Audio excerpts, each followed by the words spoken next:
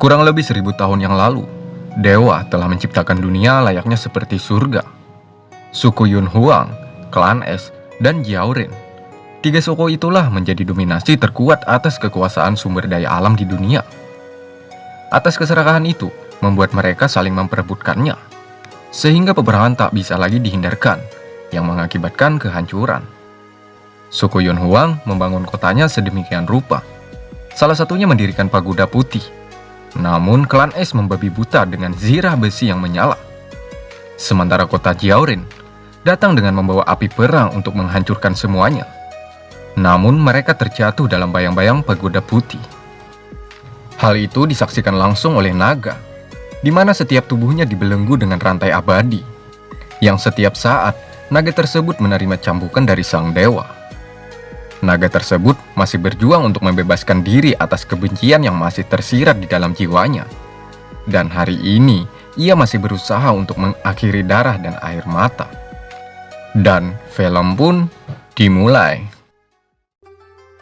Film dibuka dengan memperlihatkan keindahan puncak pagoda putih. Di sana ada seorang putri yang bernama Junzu. Kala itu ia dipaksa untuk menikah dengan orang yang tak ia cintai. Karena pernikahannya itu membuat Junzu ingin mengakhiri hidupnya dengan cara terjun bebas ke dasar pagoda ini. Meski awalnya Sumo sempat mencegatnya, namun semua sudah terlambat. Junzu nekat melakukan hal itu.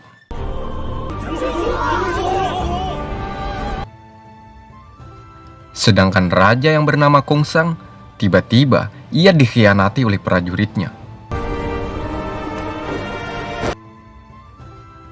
100 tahun kemudian, tepatnya setelah kejadian tadi, di kaki gunung yang bersalju, semua orang melakukan aktivitasnya untuk bertahan hidup melawan cuaca yang cukup ekstrem. Di mana mereka rencananya setelah melewati badai salju ini akan menuju ke negeri Yunhuang yang terletak di sebelah dari gunung yang mereka tempati. Negeri tersebut juga dijuluki dengan negeri para dewa, dengan tujuan untuk mencari kedamaian.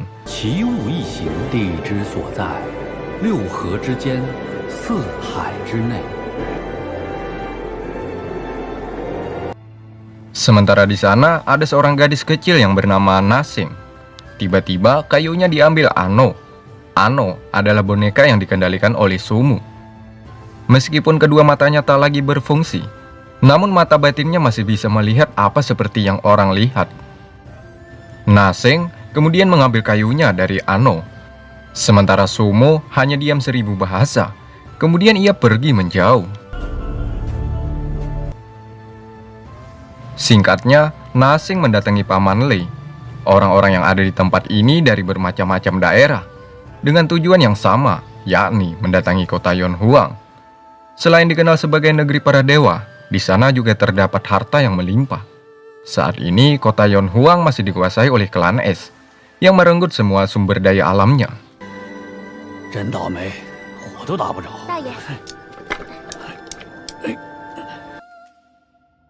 Malam harinya, Nasing membagikan makanan ke semua orang yang ada di sana.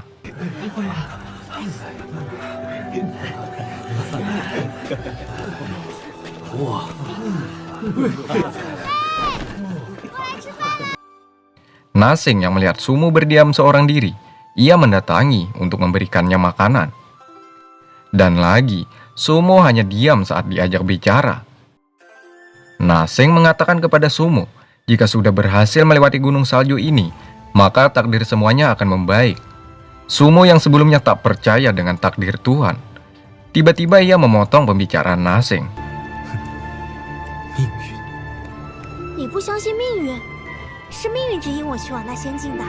Agar Sumo percaya dengan takdir, Nasing berdoa kepada sang dewa. Kemudian ia melakukan kebiasaannya sebagai seorang peramal. Saat itu, Nasing mencoba meramal masa depan Sumo dengan sebatang kayu sebagai alat bantu untuk menulis di bawah guyuran salju.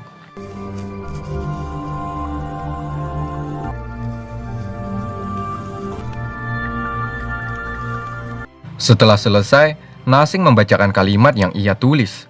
Di awal, ramalan tersebut tertulis bahwa masa lalu Sumo. Di hadapannya ada seorang gadis yang jatuh dari langit. Itu adalah Junzu.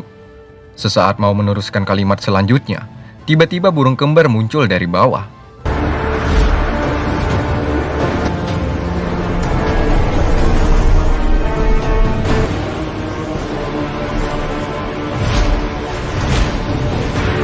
sehingga membuat tulisan tersebut terhapus oleh kepakan sayapnya. Hal itu membuat Nasing tidak bisa lagi untuk melanjutkan kalimat ramalannya. Sementara para penduduk setelah melihat burung itu muncul, mereka percaya bahwa sebentar lagi malapetaka akan datang ke tempat ini. Sehingga mereka pun sesegeranya menyiapkan barang-barang untuk segera meninggalkan tempat ini. Namun terlambat, tiba-tiba salju longsor yang menerpa mereka semua. Sementara Nasing, nyawanya diselamatkan oleh Somo dengan sihir yang ia miliki. Sementara di atas langit ada seorang putri keturunan master pedang terhebat di dunia. Ia bersama tetua Meng. Kala itu mereka melihat rasi bintang tidak stabil. Hal itu membuat kekuatan segel naga semakin melemah, sehingga membuat kekhawatiran mereka terhadap kota Yonhuang akan berada dalam masalah besar. Atas kejadian ini, sang putri berencana pergi seorang diri mengendarai kuda yang bernama Pegasus. Dengan kudanya, ia pun pergi menuju istana surga untuk bertemu dengan sang Dewi Mei.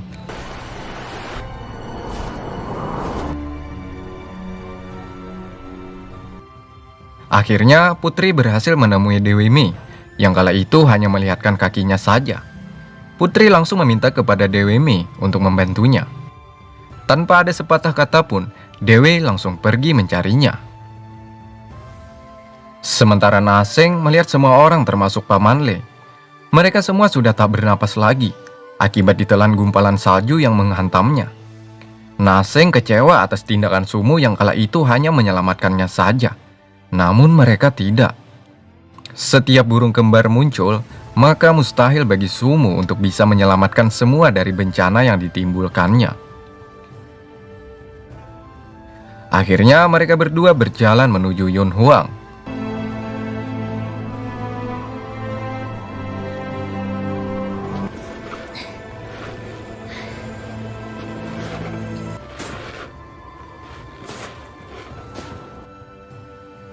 Setelah cukup lama, akhirnya mereka sampai di puncak. Sementara di sebelah barat, sudah terlihat kota Yonhuang. Di sana terdapat sebuah pagoda putih, yang sebelumnya telah didirikan oleh Raja Kongsang. Pembangunan tersebut membutuhkan 300.000 prajurit, dan memakan waktu selama 70 tahun, agar bisa mendirikan pagoda dengan ketinggian kurang lebih 64.000 kaki dari dasar tanah. Tiba-tiba, Somo menghilang dari pandangan Nasing. Hal itu membuatnya panik, sehingga ia memutuskan untuk melanjutkan perjalanannya dengan menuruni gunung yang curam. Tangan yang halus lembut membuat ia tak mampu menahan beban tubuhnya, sehingga Nasing sempat terjatuh. Untung saja ketika jatuh ada sebuah tangan yang menangkapnya. Ternyata dia adalah zombie kutub yang ingin memangsa Nasing. Hal itu mengundang kawanan zombie yang lain keluar, sehingga membuat Nasing berlari untuk menyelamatkan diri dari kejaran zombie kutub.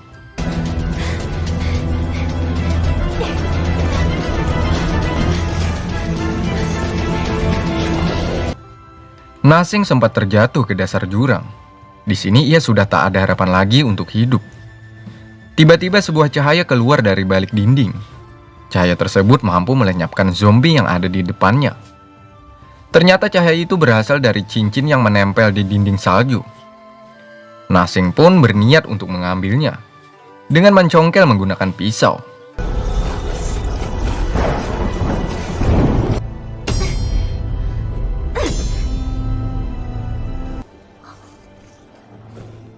Dan boom! Cincin itu terlepas dan langsung mengarah ke jari Nasing. Hal itu menimbulkan guncangan membuat Sumu merasakannya.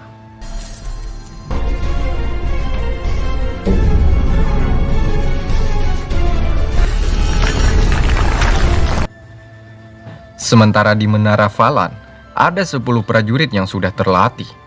Ia diperintahkan oleh wanita yang masih belum diketahui namanya untuk menyerang orang-orang dari timur.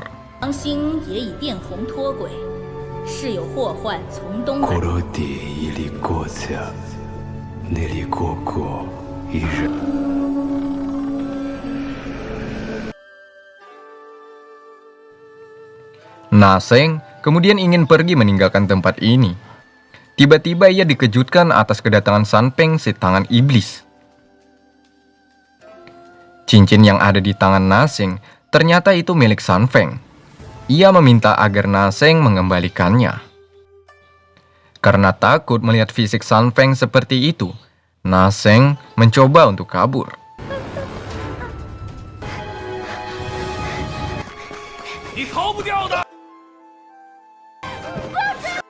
Usahanya hanya sia-sia. San Feng kembali mendapatkannya.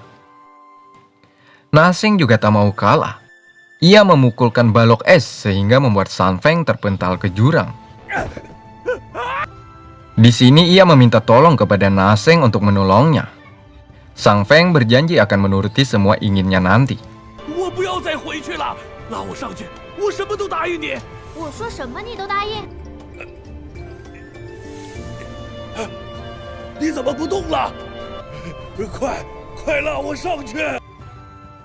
Akhirnya, Naseng pun menyelamatkannya, dan San Feng menjadi navigator untuk menuju ke Yun Huang. Sebelum pergi ke Yun Huang, mereka harus melewati gerbang surgawi. Hal itu membutuhkan bantuan sang dewi agar bisa membuka gerbangnya.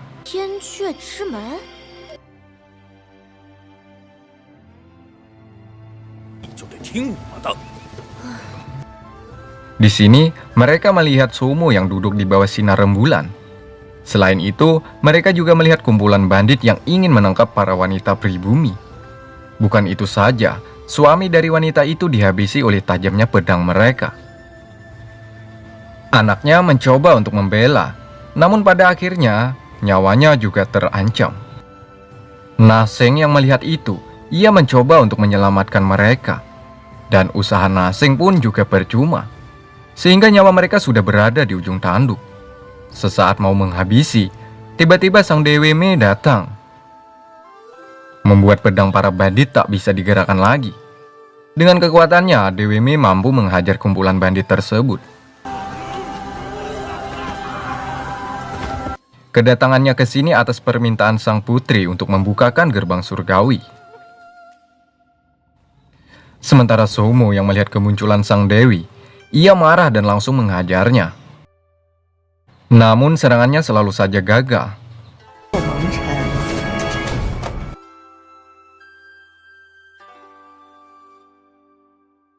Sumo ingin menjadi manusia pertama yang membunuh sang dewa. Karena dulu, semasa mudanya Sumo mendapatkan perlakuan tidak baik dari sang dewa, yang membuat kedua matanya tak berfungsi lagi.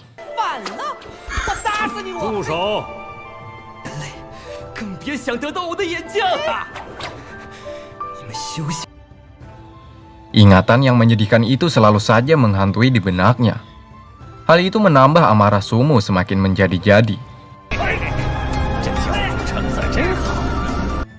Bukan itu saja, kenangan manis bersama Junzu pun juga terbayang di benaknya.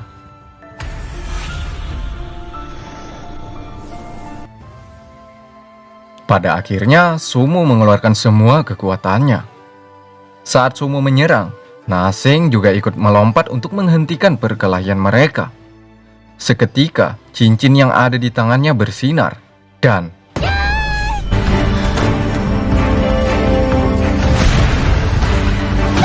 hal itu membuat Sumo pun pergi dan berkata, tidak ada yang bisa menghentikannya meskipun itu seorang dewa.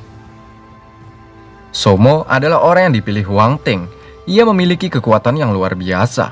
Bahkan seorang dewa tak bisa untuk membunuhnya.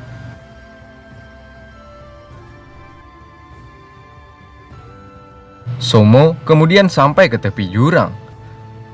Ia teringat lagi masa lalunya, di mana hari-hari terakhir Junzu ingin dijodohkan.